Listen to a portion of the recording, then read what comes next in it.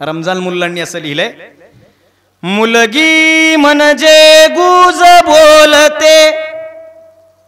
आळवावरच पाणी ग,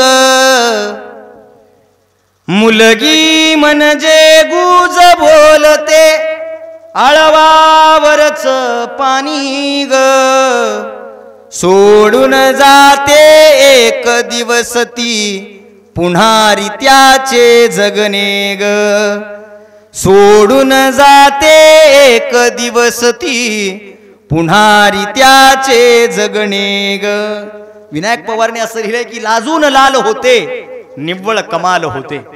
लाजून लाल होते निव्वळ कमाल होते, टपटप तो घाम कपाळी तेव्हा मुलगी रुमाल होते, तेव्हा मुलगी रुमाल होते. स्त्री शिक्षणामध्ये, स्त्री भ्रूण हत्येमध्ये आपला जिल्हा मधल्या काळात फार गाजला होता. मला वाटतं स्त्री शिक्षणामध्ये आणि स्त्रियांचं संरक्षणामध्ये हा जिल्हा असाच वाढता राहावा. नारायणपुरीच्या शेवटच्या 2 ओळी आणि थांबतो. बघा किती सुंदर लिहिलंय, दिस आड दिस गेले, थोडा वाढवा, दिस आड दिस गेले, थोडे सुके थोडे ओले, मुक्या काळजाची आग थेट आभाळाला बोले, मुक्या काळजाची आग थेट आभाळाला बोले, लेक वडाची पारंबी, लेक वडाची पारंबी, दोन्ही घराला जोडते, आसो माहेर सासर पांग बापाचे फेडते, जवा बापाला कळाले त्याचे काळीज जळाले,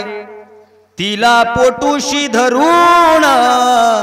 त्यानं टिपूस गाळले, माय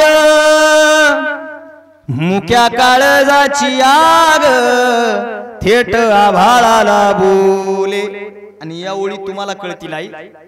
दुःख जीवाला लिपून रानावनात खपून, दुःख जीवाला लिपून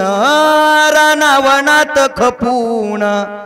9 महिने पोटात मला जपल माईन,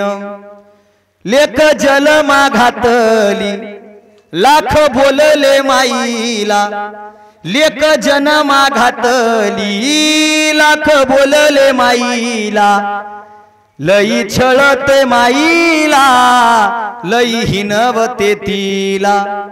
मला पोटुशी धरून पदरात पांघरून, माय बोलली साऱ्याला लेख माझी खरं सोन, तिची नजर कसाया सारे पारदी टपले, मुक्या काळजाची आग थेट आभाळाला बोले. आणि या शेवटच्या 2 ओळी की, लेक हिरवी होऊन,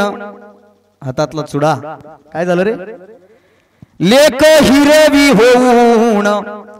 आभाळाला पांघरून, लेक हिरवी होऊन आभाळाला पांघरून, ओवी जीवाची गांधाळे गाथा सुखाची गोंधून, दाही दिशाला भेदते, दाही दिशाला भेदते, लख चांदणी शोभते, दाही दिशाला भेदते, 10 दिशाला भेदते, लख चांदणी शोधते, अशी झिजते झुंजते खांब नभाचा सांदते, तिच्या प्रेमाचा पाझर,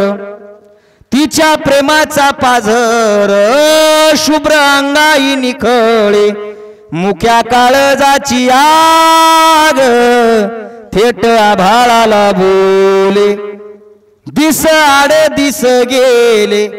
थोडे सुके थोडे ओले, मुक्या काळजाची आग थेट आभाळाला बोले.